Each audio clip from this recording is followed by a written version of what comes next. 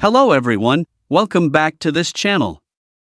In this video, I will show you the easy and clear steps on how to hide my activities in Social Discovery playlist and modules on SoundCloud application. So how to hide my activities in Social Discovery playlist and modules on SoundCloud application. Make sure you keep watching this video until the end. Let's get started right away. Firstly, open the SoundCloud app on your Android device. This is the initial screen of the SoundCloud app. Next, tap the settings icon at the top right. And it appears like this. Tap Social Settings menu.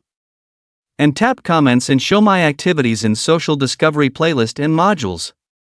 So that's it, tutorial how to hide my activities in Social Discovery playlist and modules on SoundCloud application. Thank you for watching. I hope this video was helpful. See you in the next video.